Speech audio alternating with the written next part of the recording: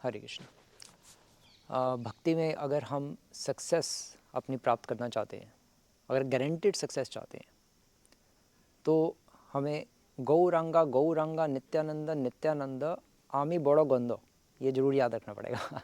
कहने का अर्थ ये है कि कल नित्यानंद त्रयोदशी थी और वो चली गई, है ना, कल या परसों जो भी। ऐसे गौर पूर्णिमा भी आएगी, वो भी चले आएगी।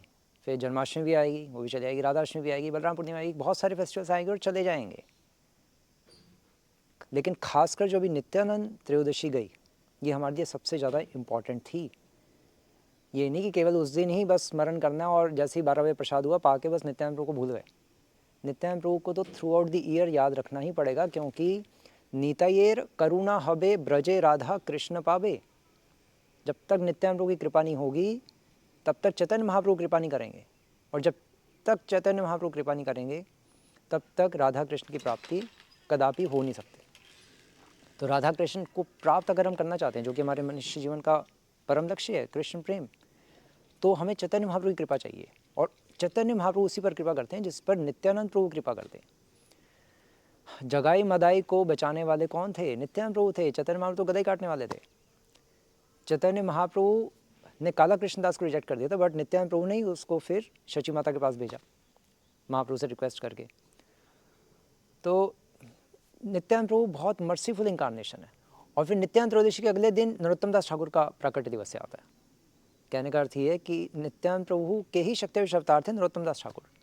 तो हमें नित्यानंद प्रभु का स्मरण तो करना ही करना है, क्योंकि से संबंध ना ही जार वृथा जन्म गेलो तार, से ही पशु बड़ो दुराचार। जिसका नित्यानंद प्रभु से संबंध नहीं स्थापित हुआ उसका लाइफ वेस्ट चलेगी और वो पशु से बदतर है।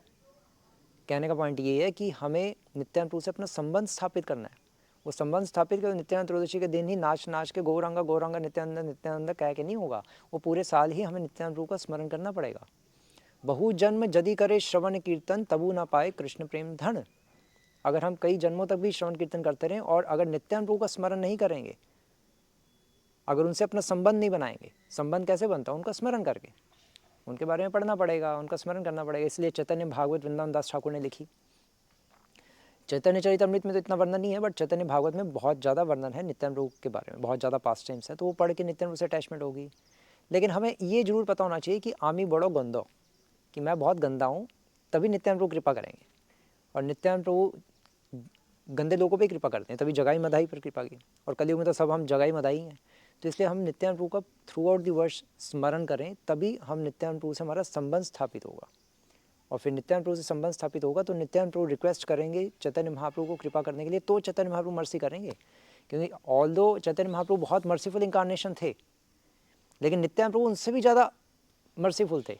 हम कहते थे नमो महावदान्याय कृष्ण प्रेम प्रदाय थे चैतन्य महाप्रभु के बारे में, लेकिन नित्यानंद प्रभु तो उनसे भी अधिक कृपालु थे। क्योंकि चैतन्य महाप्रभु ने कई सारों को रिजेक्ट भी किया। काला कृष्णदास, देवानंद पंडित, छोटा हरिदास, जगाई मदाई, सबको रिजेक्ट किया, लेकिन नित्यानंद प्रभु ने बहुतों को एक्सेप्ट किया। तो नित्यानंद प्रभु की कृपा के बिना हम पूरे साल भी भक्ति में चल ही नहीं सकते। वैष्णव अपराधों का अगर भंजन करना है तो नित्यानंद प्रभु का स्मरण करना ही पड़ेगा। हरे कृष्णा।